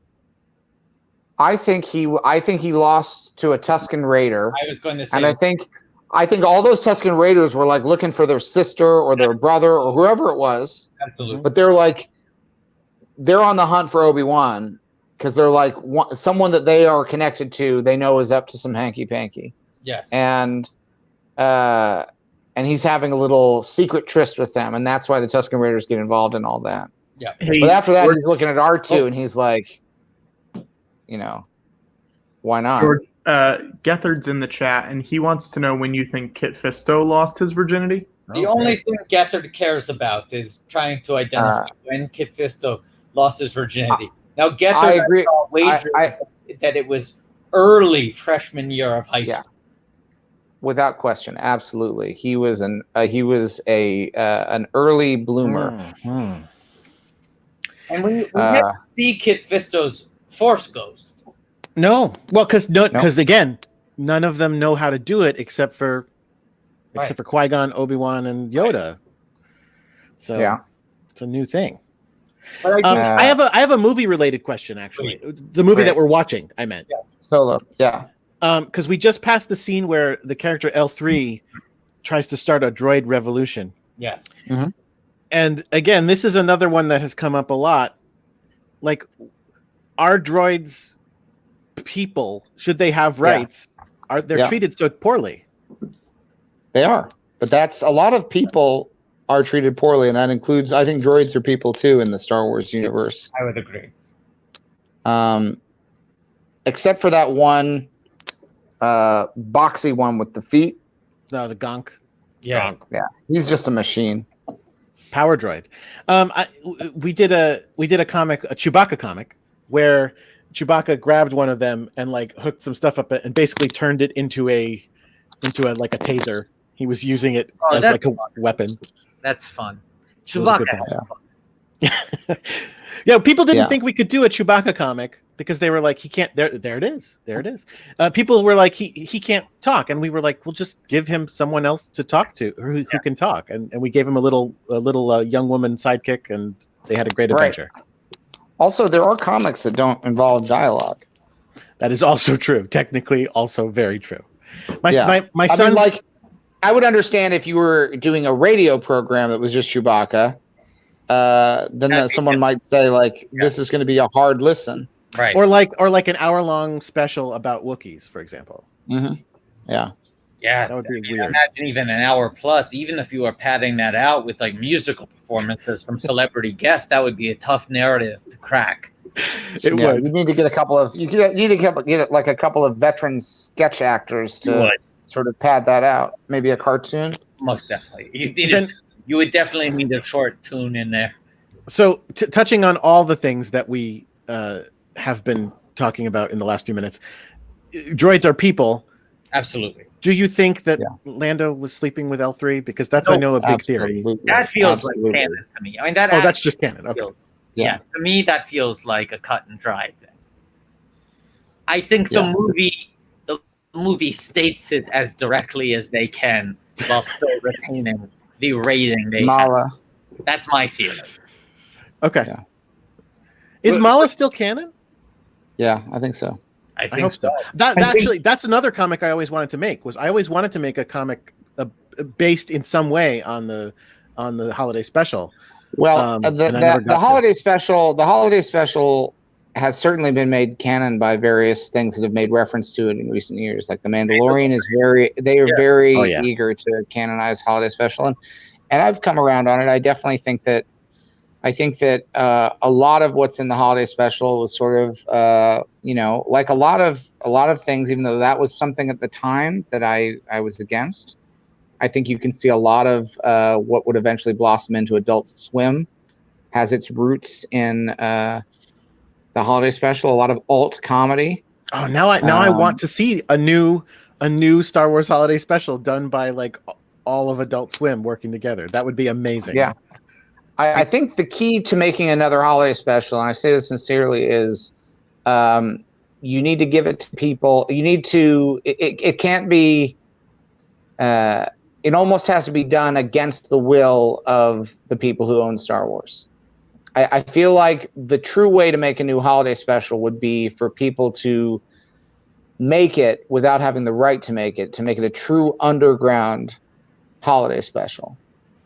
I think a group of comedians who do not have the rights to make a Star Wars holiday special should just make one and release it, and then let it work its way into the canon. Because that's sort of how the original, even though it was legally authorized, I didn't authorize it, but it has become a part of the ecosystem. Technically, now you are a comedian who doesn't have the rights.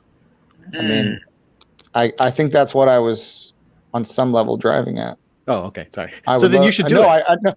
I don't think I realized it until you pointed it out that I'd be the perfect person to make. And I have the resources to do it. I could drop $1 billion. I could make $1 billion Star Wars holiday special. I mean, I love it. I do genuinely would they sue wish. you? I wonder if Disney would sue George Lucas. Then I'll spend another $1 billion on lawyers. I would genuinely love it. That would be a great thing if George Lucas, invested $1 billion in making a second Star Wars holiday special, and I just gave $1 billion to a group of alt comedians and said, "Go make a Star Wars and release it on the dark web." Well, from your lips to your own ears. That's right. I have another solo movie question. Actually, Kessel Run. Yeah, we're going to make the Kessel Run. So one of the things that made Star Wars so notable in the first time was it had everybody remarked on the yeah, sure. The first one. I'm sorry, the first one. Sure. By which I mean episode 4. Menace? Episode 4. Sorry. Yeah. Okay. Right. So you almost were digging yourself into a deeper hole there. Yep. I was confused. I did. Episode 4 was that it had a lived-in feel, that everything felt kind of dirty and broken. I wanted to know your thoughts on this non-lived-in Falcon, this new Falcon, because I think it's beautiful. I really love the polished up Falcon. Right. What are your thoughts? I think it's nice to see it like this before it gets all scuffed up. But I think one of the people in the chat asked it too. Oh. That's funny. Yeah. Well, I think one of the things that's charming about Lando, we sort of see him as someone who knows how to have nice things. Mm-hmm. He has nice clothes. When he's when he's in charge of Cloud City is very clean and nice and tidy, very beautiful visually. And Han he's this kind of scruffy, rough and tumble guy. And it makes sense that if you give him a nice thing like this, it won't take him too long before he's, damaged it. And, he plays with the Millennium Falcon the way a lot of kids who have a Millennium Falcon toy play with the toy, which is that they damage it. The stickers get worn off. Little parts of it go missing. Maybe one of the landing gears breaks off. That's why Han is one of the more relatable Star Wars characters, because you give him a toy, he's going to play with it. I love it. Because the Millennium Falcon, she's a ship that I think needs to be played with. I mean, and obviously in canon, everybody always talks about it being a piece of junk. Yes. A little. So But it's so nice to see it in pristine condition here. I agree. It's really nice. Cool. Yeah.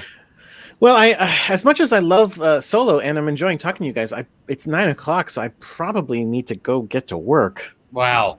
Good. I mean, wow. Interesting perspective. You need to get to work? For so long that it's like the consideration of like, oh, not only have we missed the normal corridor to go to sleep, but other people are now late for work. That's a good sign. That's a good sign. We're almost halfway done. How many cups of coffee have you guys had? Zero? Saving it for when I really need it. I took a nap though. Oh, okay. Yeah, Rip Van Winkle over here took a nap. I'm saving the coffee for when I need it, and then my absolute emergency reserve is Folgers instant coffee crystals, which I'm prepared to eat with a spoon. Yeah. I'm talking like 18 hours from it. You've got, I mean, can you just snuffle it up your... I could just stick my schnoz in there. Just snuffle it up your Gus? I could snuffle it up my gun. Correct. It's funny because even the theme song for that coffee alludes to having slept. The best part of waking up is Folgers in your cup. And not only are you not waking up because you haven't been asleep, you're not putting it in your cup. You're just eating the crystals out of the container entirely. Look, I don't want to do it. I don't want to get there. It's the absolute last measure. That's the last measure of last resort. Yes. Speaking of last question about Solo before I go. Yes. So we're watching the Kessel Run. Much has been made about how the Kessel Run works, and they made it work so that it makes sense that it parsecs works as a descriptor of it. Right. From what I understand, in the original script of A New Hope, when he said 12 parsecs, you put in a parenthetical that just said, obviously lying. So is this whole thing nonsense then? Is it like, no, that's not, he was just full of shit?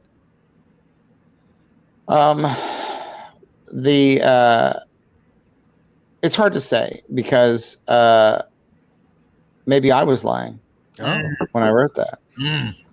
Fair. Unreliable narrator, unreliable screenwriter. I mean, we're gearing up to Rogue One, which is an entire movie devoted to solving a potential plot hole in the original movie. But I think these are fun exercises. I obviously, on the one hand, I carefully, meticulously planned for these movies, and yet I've spent decades correcting them. So I'm not perfect. I make mistakes, and I change my mind about things. Would I have had Luke and Leia kiss so hard if I'd already decided they were brother and sister? Maybe I would. Maybe I wouldn't have. We'll never know. So you hadn't decided? I wasn't sure. And I thought, just go ahead and kiss him so hard. And we'll work it out later. They don't know. So you were just you could have just been messing with Harrison Ford. I kind of knew. I mean, I knew. But I wasn't. Then I was also like, I want to see this. I just want to see it. That's fair. We'll see. And it's like, it's interesting to me. What's your favorite non-George Lucas Star Wars movie? My favorite non-George Lucas Star Wars movie? Probably Spaceballs. Okay.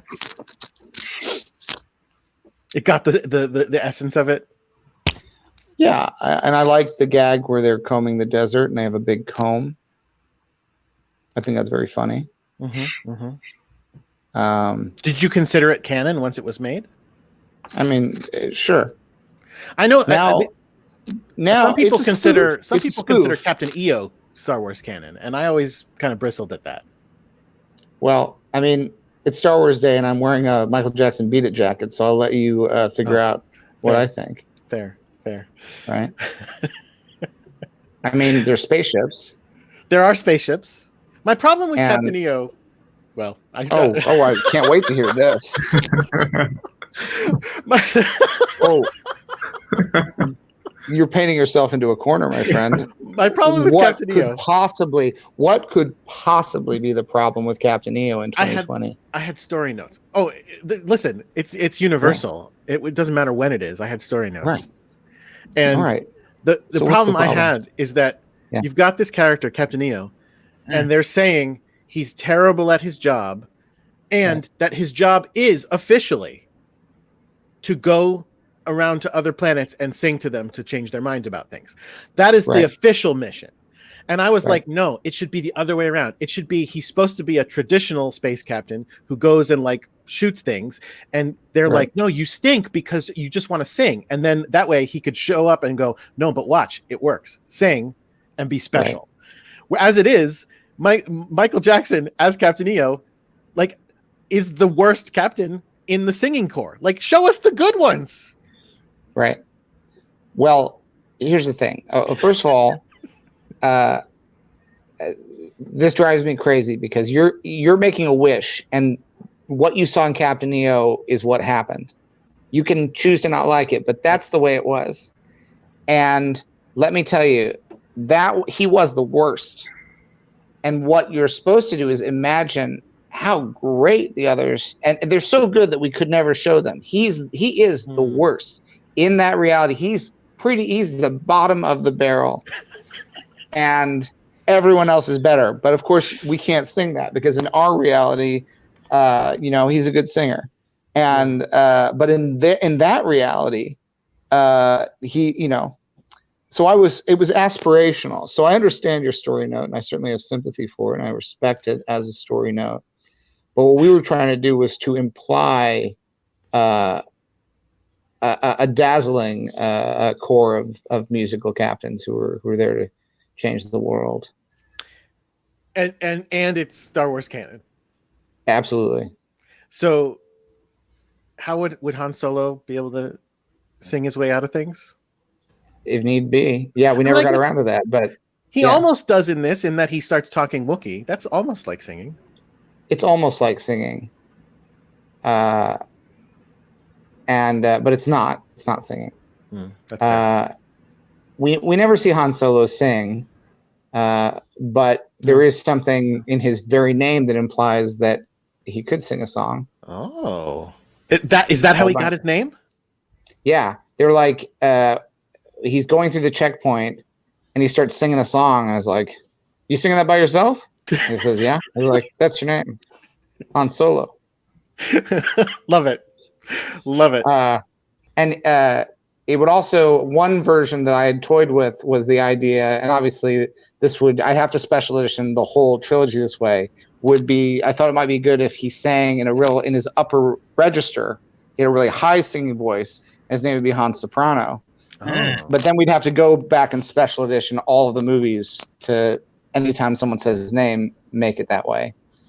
And then you would add a scene at the end of The Sopranos where he's the one who walks into that diner, and Tony Soprano looks up and he's like, "It's my brother." Mm-hmm. Okay, all right.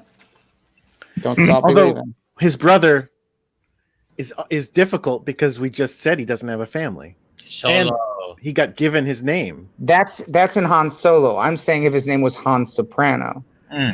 Right, but then he would have walked up and been like, "What's your name?" And he would be like, "I don't have a name." And they'd go, "Soprano, that's your name." But he has a brother. So how would the name get to the brother? I don't know, through the grapevine. We could solve this. I mean, I'm not saying that this was an easy fix. This is part of the reason I didn't do it. It was going to be a lot of work, and I thought, I'll just sell it to Disney rather than make this fix. And this is why we need editors, Jordan. Good point. Yeah. Let George come up with this stuff. Let you solve the problems. All right. Yeah. Speaking of which, special editions are tricky and they take a lot of time, and you don't always make the right call, but then you do. Yep, that's why it's a special edition. All right. Well, I'll let you go to work. Yeah, I should go fix all the problems in the comics. All right, and we'll get back to finishing Solo, a Star Wars story. Thank you for having me. To see you, Jordan. Thank you, Jordan. Good seeing you. For doing that. Good to see you. All right. Hey, George, we have Hold some on. questions in the chat. Can I Hold on. ask them? Give me 30 seconds. Hold on. Okay. 30 seconds. Oh boy. Okay. Watto, how are you holding up? Oh, I'm gonna do a little stretching here. Give me one moment here.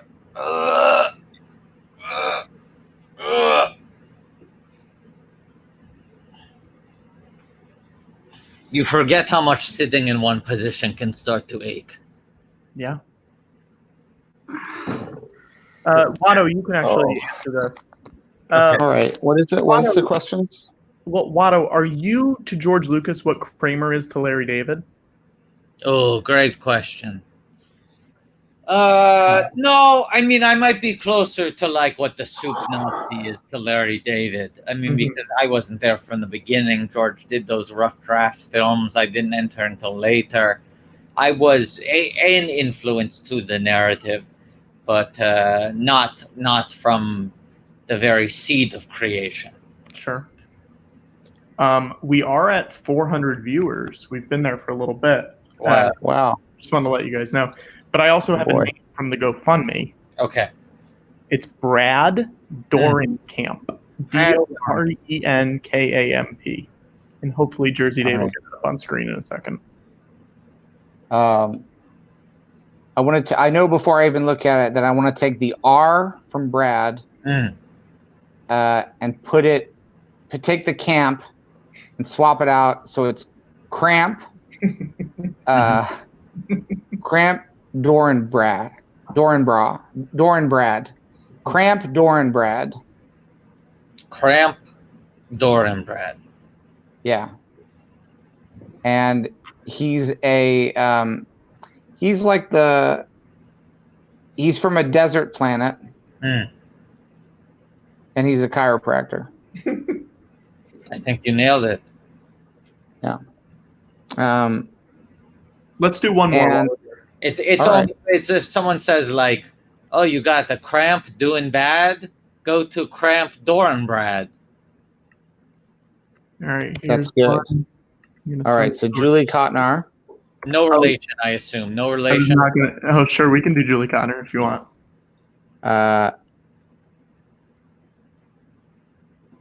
Okay, I got an idea.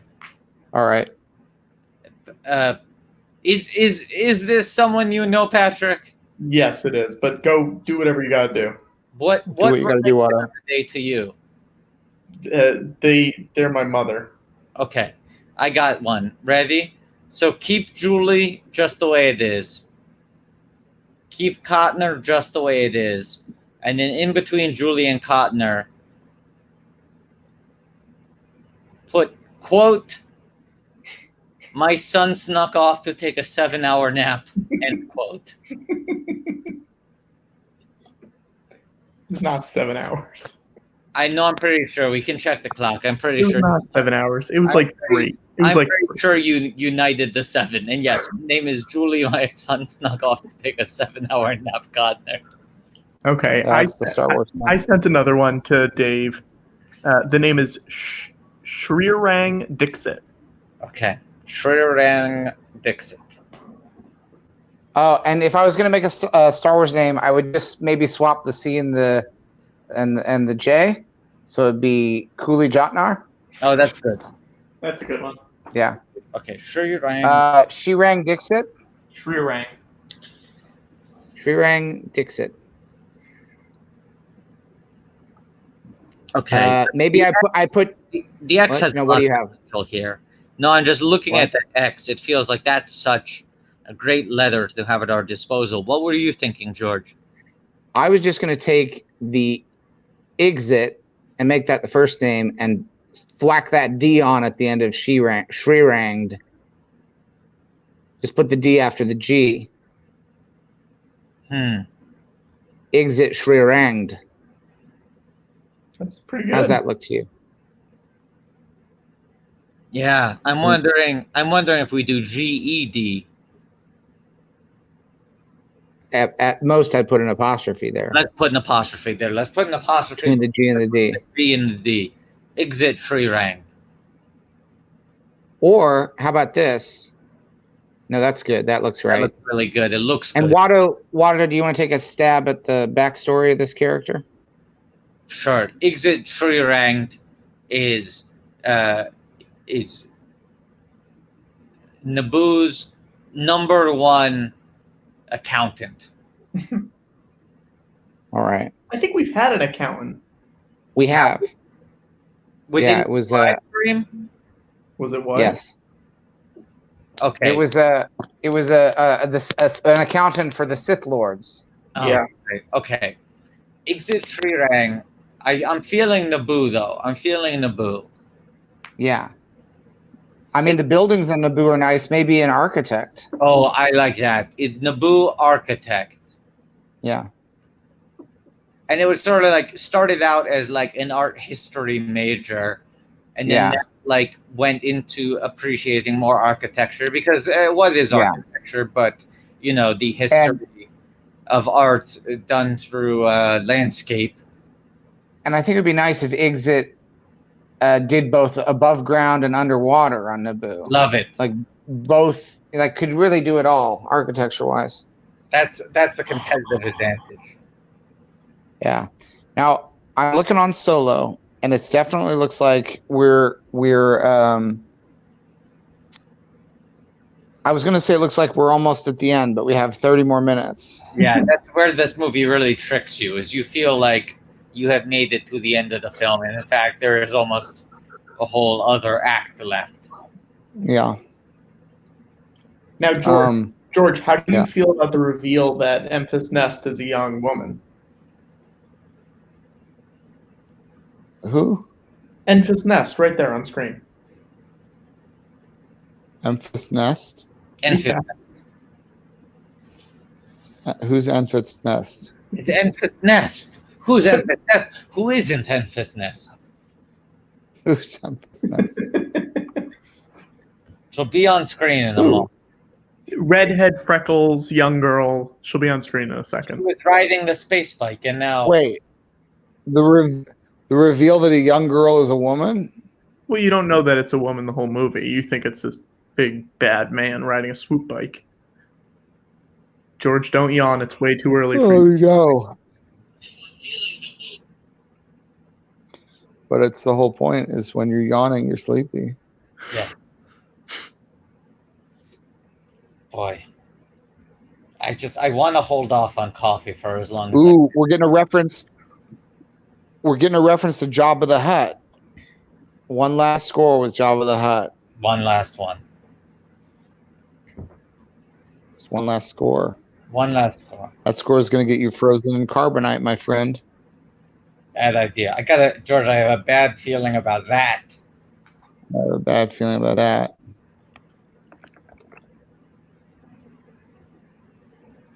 How are you feeling, George? You seem to be in physical pain. Right now? Yeah. I'm doing okay. Cool. I'm looking at this sand and I'm just thinking how much Anakin would hate it. Yeah. Oh, he hated it. Gets Like I do regret, you know how with Indiana Jones, when we showed young Indy, we showed why he was afraid of snakes because he fell into the snake car on the zoo train, of course, the circus train or whatever. Yes. And I'm kind of regretting that we didn't have a scene where Anakin like fell into a sand pit or something. You should have really like get covered in sand. Why does he hate sand so much? I don't know. We got to stay awake. I don't know how to do this, but we got to some way or another stay awake. Watto, don't tell me what to do. Hey, George, never tell me the odds. Never tell me the ends. Never tell me the odds. Never tell me the ends. And I'm saying never tell me the odds. The odds justify the means. And the ends justify the odds. Never tell me the ends. Never tell me the evens. Let me tell me the odds. Let me tell me this. Let me tell me the odds. Let me tell me the omens. Nami Tummy Diats. No me tome the otros. Nami Tummy Diosens. No me tome the otros. Why are they back at this place? I mean, They've already been to this place. Why are they back in his office? I don't know, because it's a circle. It rhymes. I don't know. Did my phone freeze? Hold on. A little bit, but it seems fine. No, Are you trying to scare me?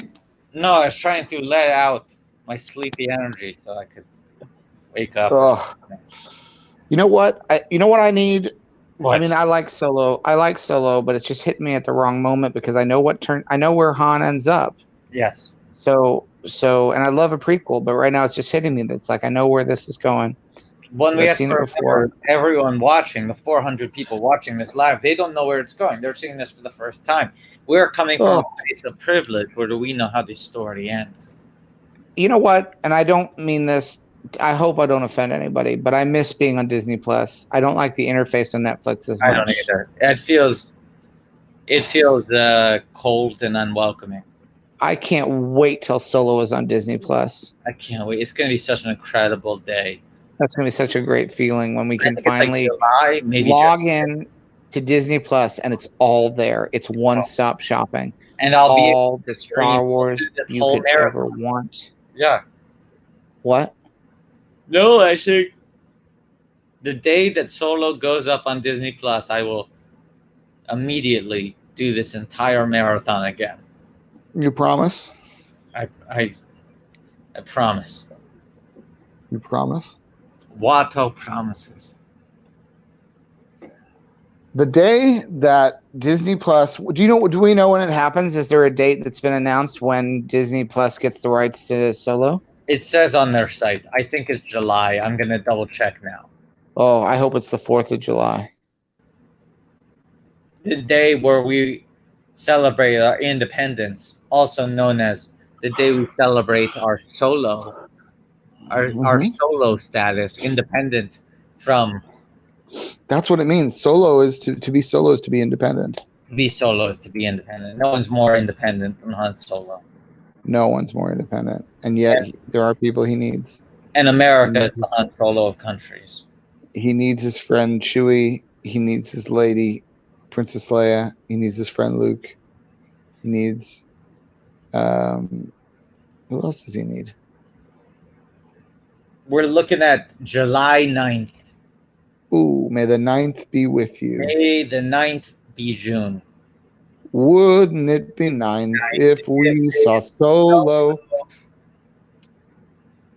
That's pretty good for as sleepy as I am. Okay, how about this? Wouldn't it be nice if we saw Solo? And we wouldn't have to watch it here. I was gonna say, and we watched it right on Disney Plus. Disney Plus. That's what I was gonna say. And wouldn't it be nice if they had detours? They could upload it without much fuss. Just one click. In Disneyland, they say the germs are spreading. They say the COVID plague is never ending. We've got a full-fledged Beach Boys spoof song here. Wouldn't it be nice if we saw Solo and we saw it here on Disney Plus? And wouldn't it be nice if they had detours? They could upload it without much fuss. In Disneyland, they say the germs are spreading. They say the plague we're in was never ending. Oh, wouldn't it be nice? Wouldn't it be nice? Yeah. Oh, George, but what a natural artist you are. Look at how quickly you spun. Look at how quickly I spun a tune out of nothing but a band who sings their songs on sand, the Beach Boys. Yes. The Beach Boys are the boys that the boy from Phantom Menace wouldn't like to be part of because he hates sand so much. If you hate sand, you can't be in the band. Not if the band's the Beach Boys because the beach is made of sand. Of course. What's happening? Is this a second wind? Is George Lucas back for good? Who knows? Like you got a new burst of energy. I'm like, do I get coffee between this movie and the next one? Like, Do I get not pause the stream, but I'm like, do I need coffee going into a room? No. We're not pausing the stream. And I swear, if you take a break when we're supposed to start a movie next time, because we already lost so much time with that whole Espanol subtitles debacle. That was a debacle. But we caught up. What? We caught up. George, Wait, that was like 6 hours ago when Watto went away. For the what? That was before I took my nap. When Watto Was that Attack of the Clones? Was that Attack of the Clones? Yes. Oh no. Yeah.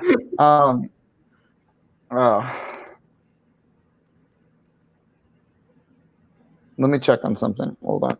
Oh no, wait. I'm a little bit worried that they aren't keeping the coaxium cold. The coaxium might be getting a little bit overheated, and that's a bad news. That's a bad news. In other bad news, I have not seen my phone in hours. I have no idea where my phone is. Do I need it during this? I don't know. What even matters anymore? What's important? What are we talking about? My phone, my missing phone. I have no idea where it is. Where do you think it could be? I mean, in my apartment, and after that, the trail goes cold. Watto, are you on a couch or are you on your bed? Am I what? Are you on a couch or are you on your bed? I'm on the couch. Me? Why do you ask? Is it in your cushions? Oh, you think I didn't check that hour 3? I don't know. I wasn't here hour 3. Well, yes, because you were taking the famous 7-hour Sleepy by baby. The infamous 7-hour nap. Never forget the nap. Never forget the 7-hour nap. Patrick Hotner, episode 4, a snooze dope. Oh boy. And that's actually very cutting. It's harsh, but it's also true. One portion.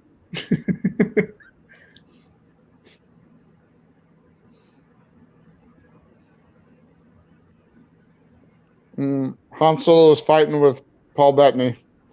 George, someone donated $20 because you sang the song. Wow. That's great. I'll sing another song if you. Here, let me give you another name. Here's a good one. You got a good one. Okay. Mm-hmm. Hopefully Dave will put it up, but the name is Lars Castine. Lars Castine. Lars Castine. Lars Castine. I mean, it's so close to already being the Star Wars name. I know, but this is why I want to challenge ourselves. I want to say, let's make this the name of not a character, you know? No. No? Yeah. You're saying yes or no? Yes. Like, should this be the name of a species? Should this be the name of a planet, of a city, of a ship?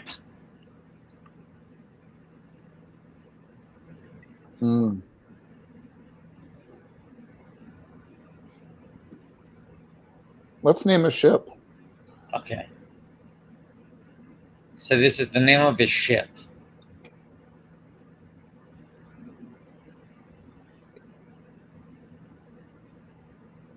I mean, this is what I would say. I'd say take that Lars, put it right at the end of Castine. Castine Lars? The Castine Lars. Castine Have you seen Lars. my ship, the Castine Lars? Right? That's right. That works, right? Let's put it let's make it the Castine Lars. Yeah. The Castine Lars can do the Kessel run in under 5 parsecs. Is she fast? Oh boy.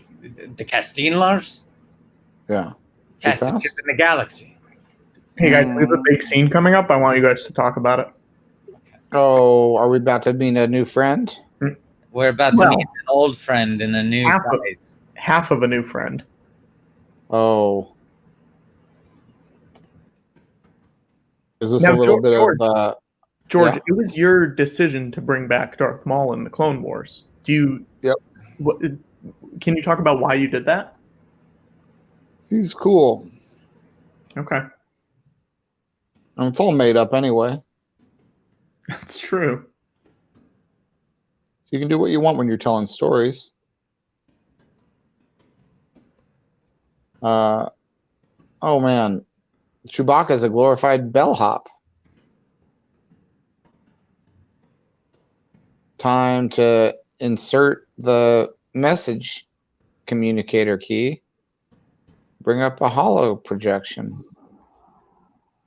Who is she talking to? Darth Maul. Who is she talking to? Darth Maul. Who is she talking to? Darth Maul.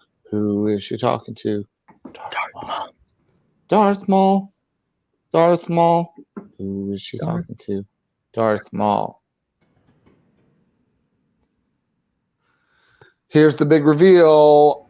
I was wearing a hood, but I'm my God. Back, baby. Oh my God. Look at I him. have to say, I feel a real sense of accomplishment that we've knocked down 4 movies now. Yeah. You have 10 more. Only Watto. 10 more to go. I know. But still, it's like 4. Hey, Hey, That's it's not awesome. nothing. I thought. Hey, what was the GoFundMe at when we started? That's a good question. Hmm. I can probably. I think it was like 57, maybe. I'll find out. It's at 63 now, is that right? 63.3. Hey. And it was at 57. It wasn't at 60. I think it was 57, but I'll ask Paris. Because I feel like Tim Bat, when he came on the stream, he said it was at 60. And that was already a couple hours in.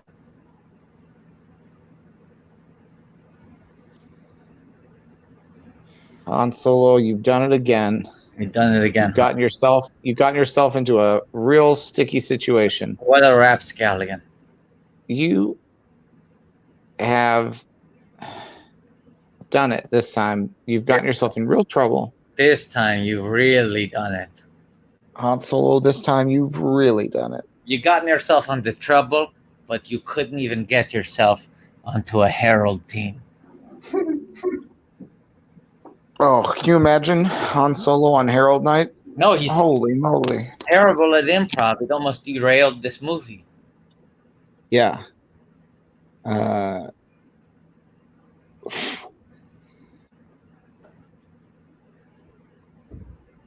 It's, he wouldn't respect the base reality. Absolutely. Wait, George, I have a question. Yeah. Which one of the Darths from the prequel trilogy would be the best improviser, do you think? Plagueis. Okay. It's a good answer. What do you think? I mean, Grievous doesn't really work well with others, so that would be tough. Yeah. Dooku kind of goes off and does his own thing too. But Plagueis keeps bringing in new people, and I feel like you don't even get to know them a little bit before they kick him off the team, which is sort of annoying. Yeah. I'm not saying he wouldn't be annoying. I just think he'd be the best one at it. Yeah. I'm not saying he'd be a perfect team player. It's true. There are times when this movie looks like it's in black and white. I like it. I think it looks great. Yeah. This movie does look great, George. I do. It looks, yeah. I think so. It looks pretty great. Wesley Boutelier says Grievous would be good at prop comedy. Well, all the hands. He's got so many hands. He's got so many hands. So many arms. The problem is he would distract the audience with all of his coughing. Yeah, he'd do too many cough-ons. Yep. Too many cough backs. There it Too is. many cough-backs, too many cough-ons. I think you Too guys many both just hit a wall. Too many cough edits. Well, honestly, they've been on the beach. They've been on the beach for like an hour.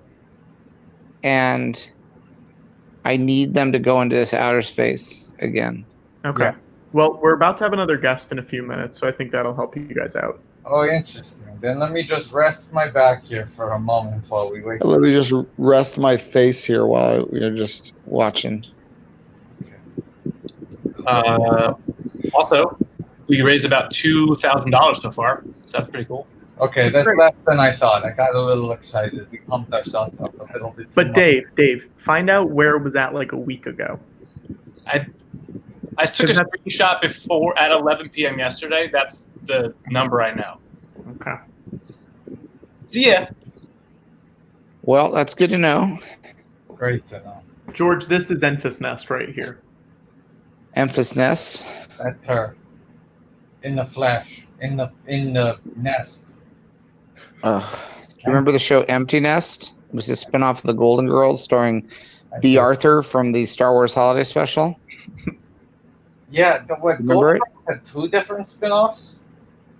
Yeah, one was like a sequel spinoff after the Golden Girls ended, but while Golden Girls was on the air, they did a show called Empty Nest where Richard Mulligan played a male retiree, and he had a big dog that he lived with. And his kids came back home to live with him, or it was that they were gone?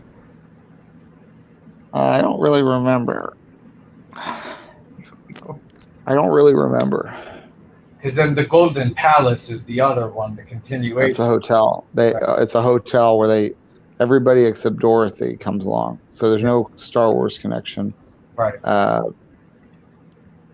In that same way. Guys, I have another name for you. I'm going to give you this. Okay. All right. Adam Boyd. Hopefully it'll come up on screen in a second. Oh boy. So the Y? Not oh boy, Adam Boyd. There it is. Oh boy.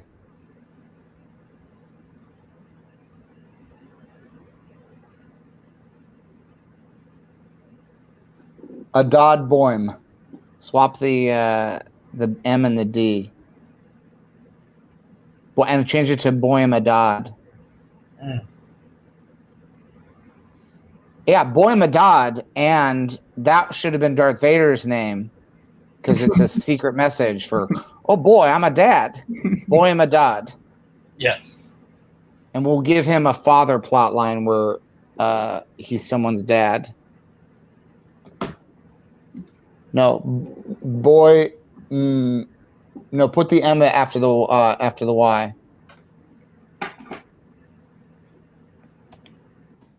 You know what I said. Boym. Yeah. Boy, my dad.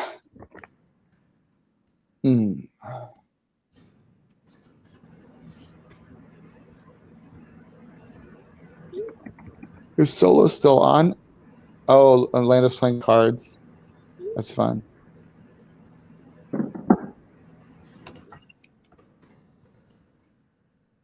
I'm just waiting for Han Solo to make his big move. I know. He runs Chewie back.